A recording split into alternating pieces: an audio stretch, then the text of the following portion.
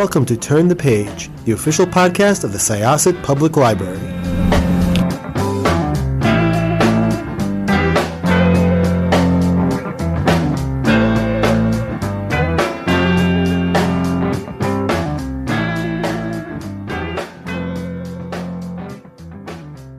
Hello, everyone. Welcome back to Turn the Page.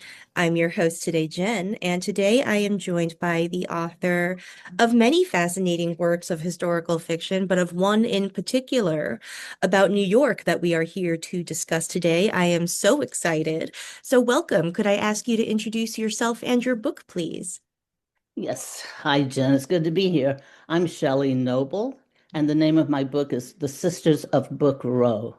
It's such a lovely book, and it's about one of my favorite parts of the history of New York City. Unfortunately, history, because Book Row doesn't really exist to the extent that it used to.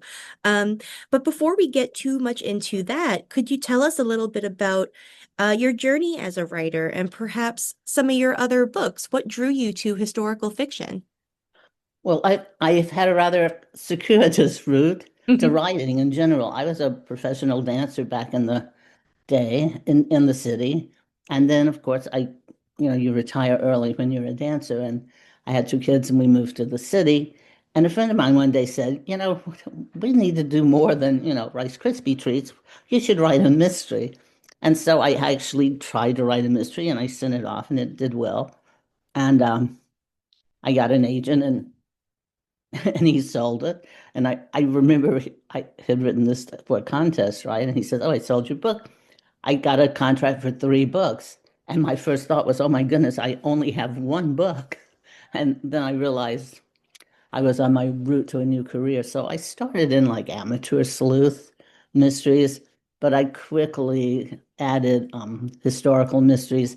And then I changed to include contemporary women's fiction, sometimes called beach reads, but they're really about women of all stages of life. I usually have 3 points of view in the contemporaries, and they're about finding the place they really belong in life. So that was really interesting, and it coordinates so wonderfully with the history of women because writing the history, you see the little kernels of how we got to where we are today, and hopefully will continue to be.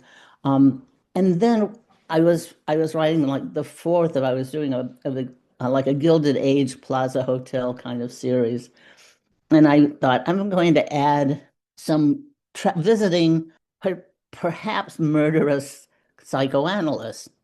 And so I didn't know anything about psychoanalysis, right? Because in 1900, I thought there was Freud, but I wasn't sure. So I Googling down, and it is Freud and Jung and all of this kind of different kind of therapy. And suddenly this site comes up and it says, "A new light on Tiffany Glass, Clara Driscoll and the Tiffany Girls." Well, being an author, I had to see why they were in psychoanalysis.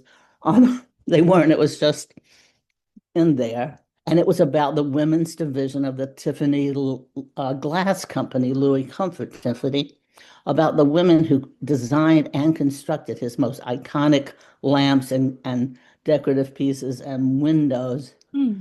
And I just went, that's going to be my next book. So I went to my agent and said, "Hey, this is going to be my next book." And she said, "Sounds fantastic."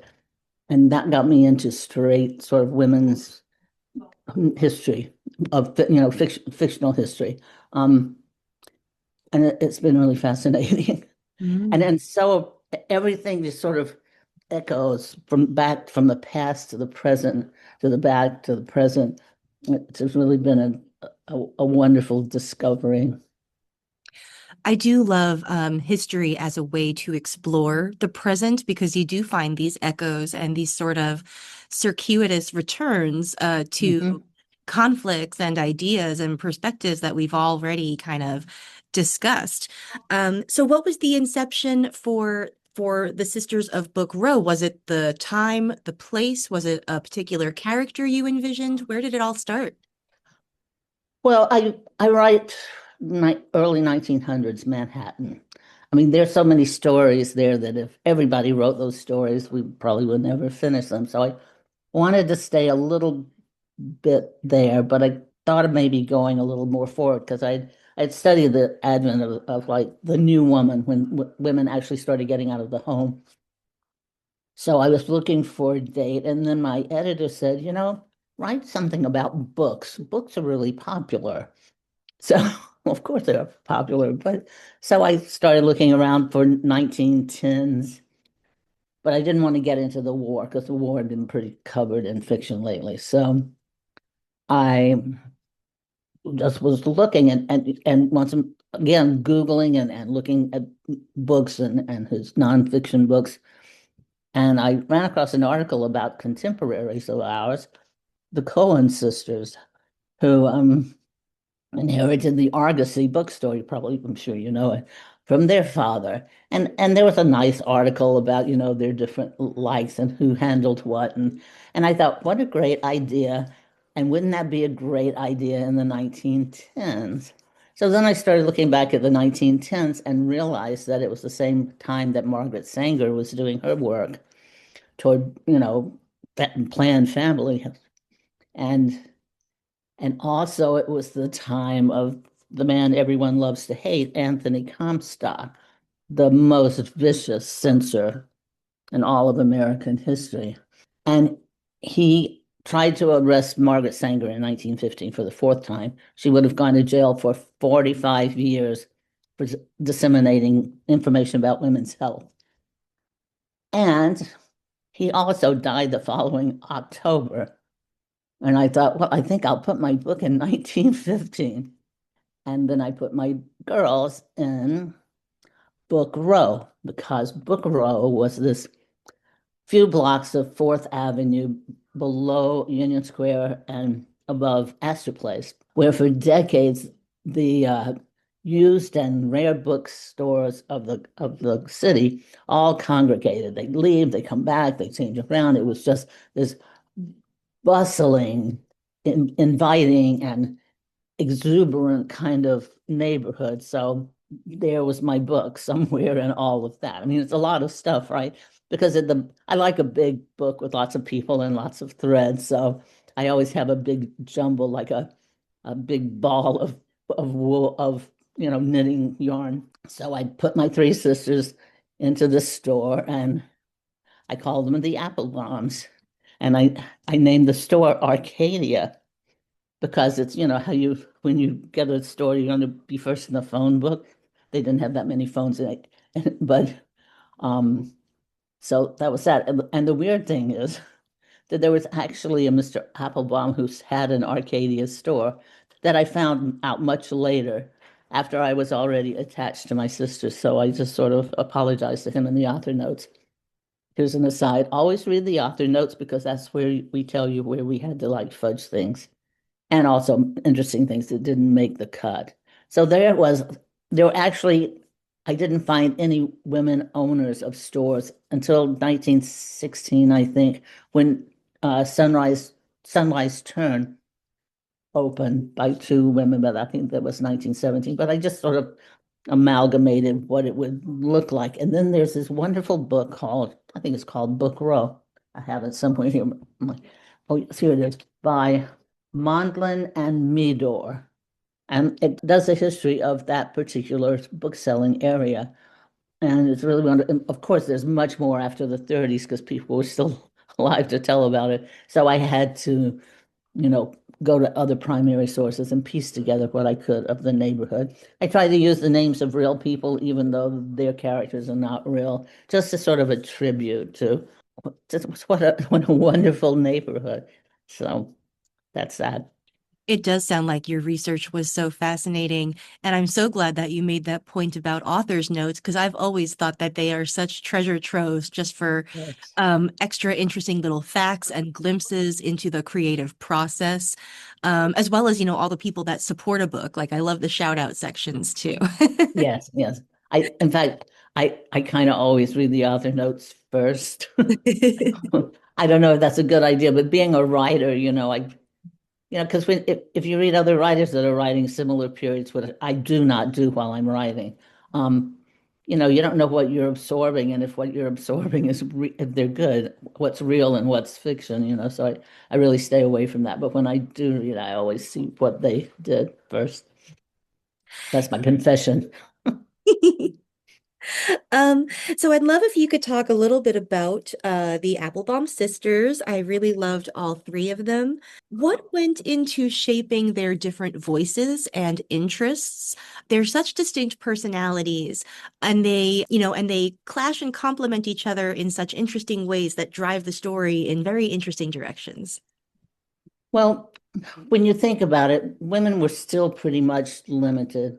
They were breaking out, and going places and getting jobs and going to college. But these three sisters live above the store. They grew up living above the store. The father ran this, very reputable antique book store. It's like three stories big.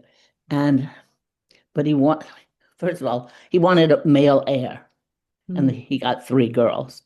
So there's that already before I even began. So how would they do? How would they relate to each other because of that? The oldest, Olivia, she was sort of his son in training until he got a son.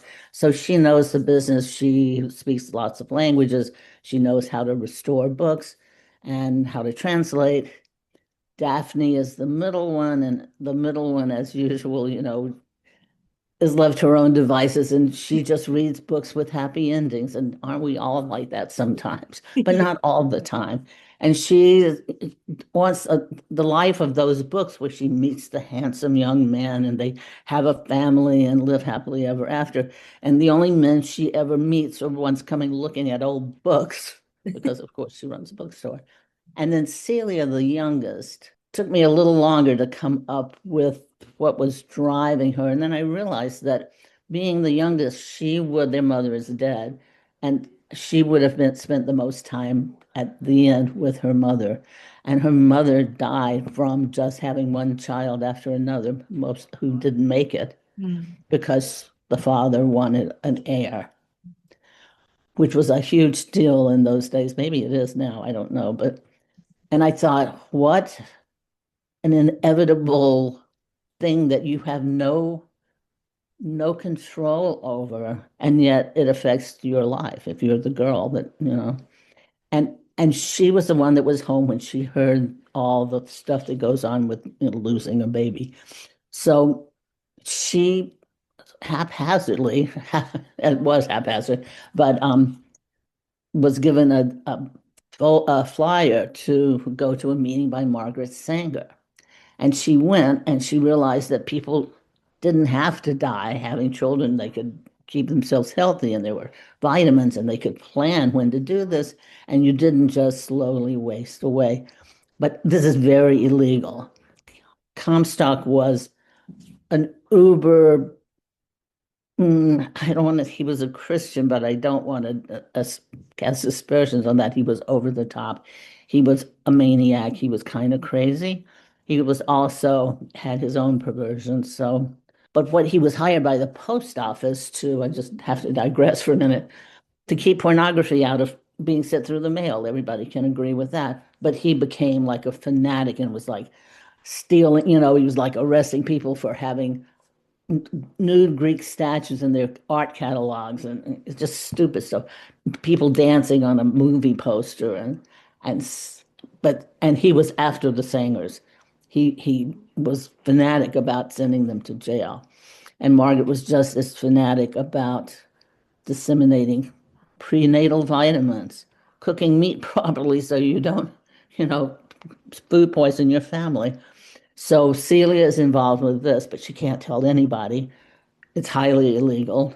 And if our sisters know, it means they will get in trouble and go to jail. I mean, everywhere you turn, you have books by the Comstock doesn't like, you can go to jail. He arrested the local tobacconist, and then his thugs would steal their candy. I mean, some things are like so close to life that you go, yeah, I can see how this happened before. So Celia was my last character, and she leads a totally clandestine life. She's good enough to do that, close the store every night and count the money and stuff.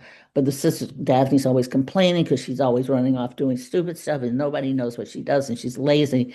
And Olivia's, just wants to do her book restoration because she's about to have an end to her career. And And Celia creeps around and goes to her friend who is published, who has printing presses, and meets with a group where they print out lists of vitamins and birth control and different things, and then disseminate them across the town. Extremely illegal. He's been raided by the Comstock people before, and they're ruthless. They don't care about what they're doing. They're just, they tear things down, they drag people away, and maybe it sounds a little familiar, but yeah. So this is the sisters. They're trying to keep the store afloat because they're loyal to the father and they're loyal to the store, but they each have their own separate dreams, but they can't even tell each other. They have to be secretive.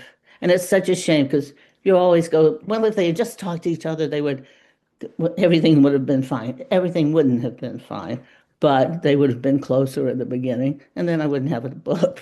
But what happens to them is in the midst of everything, and Comstock doing raids all the time, whenever he was, he got tired of raiding the brothels or Margaret, he would come back to Book Row and or to the larger publishers uptown and raid them and carry books away and burn them. And he says he banned 15,000 books and burned five tons of books.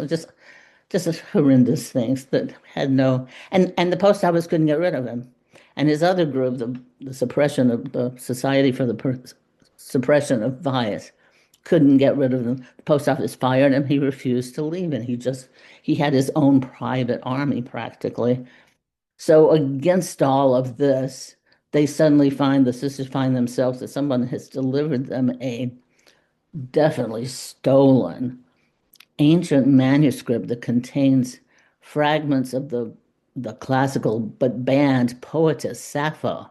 They know if they're caught with it, they will go to jail for who knows how long, and this wonderful classical poetry will be destroyed forever.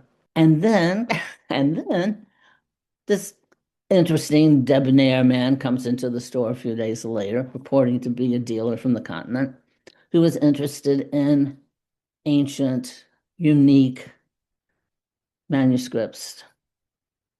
And they're thinking, is this too good of a coincidence, or could he possibly be the one to save this piece of literature from destruction? But if they trust him, will they, will he lead them to certain betrayal? So there's that fight. Olivia, of course, wants to keep it and translate it. Daphne wants to throw it out the front door. And Celia just doesn't know what to do because any any anything about that will lead right to her, and consequently, because of that, her sisters. So there's a lot of worry and guilt and defiance and goodness in these sisters. Absolutely. And they all have very, overlapping but different stakes in this sort And of, quandary about whether to trust this man or not. It's such a fascinating story. It taught me so much more about, I knew the broad contours of Comstock's career, but yeah, not the extent of the absolute havoc that he wreaked. no, Just like the damage he left in his wake was just like hard to swallow in some places, really yeah, shocking. people like committed suicide and because of him. Yeah. And they created a monster and like later, I mean I try to use a lot of primary sources then because that's where you get the real feel of people, um but studying him, the new research on him is just not very flattering, to say the least.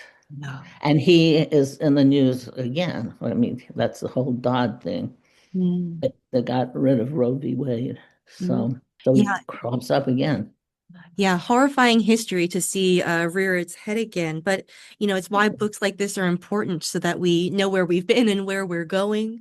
It was absolutely a pleasure to read and to talk about you with Thank you. this. What is next for you? Are you writing right now? Oh, yes. I don't know how I got to this one. I do, but it's 1870. The President grants summer White House in Long Branch, New Jersey. Mm. Several presidents spent their summers in Long Branch. Yes, the things you learn. Grant's cabinet was incredibly fraudulent. I mean, he had more scandals. I think he had 7 or 9 huge scandals during his presidency. So, and I wanted to look at how that and all the influx of tourists and land speculators and gamblers and politicians like overtook this town. I mean, it was a beach town, so Long Branch, and it's always been a a tourist place, but it was very quiet and laid back. And my protagonist is a young woman who passed the bar, but she's not allowed to practice law because she's a woman. That won't happen for I think another couple of years, and a woman from Iowa actually got accepted to the bar, and then she ended up teaching in the college. But who knew? So I just was feeling my way through. So now I have this very convoluted story about my young lawyer. Ooh. To be interesting. It's early days, yeah. Yeah, that sounds fascinating. Well, But as lots it turns out, when you start looking at later histories, nonfiction, that Grant wasn't the bad guy. I mean, everybody thought he was very corrupt, but he was kind of just one of those guys that trusted his generals because they did really well in the Civil War, and he figured they would do really well in the government, but they really cheated everybody. It was a big scandals. Yeah, a really fascinating figure who the reappraisal over the years has been just as fascinating. That sounds great. I'm very excited to read that one as well. So happy writing. Thank you. No problem. Listeners, please check out the Sisters of Book Row. When you hear this, it will be out in the world, so you could head to your favorite bookstore or library, wherever you like to go for your books. All right, thanks for joining us. We'll see you next time. It's time to close this chapter. Bye-bye. It's time to close this chapter of Turn the Page. Join us for the next episode.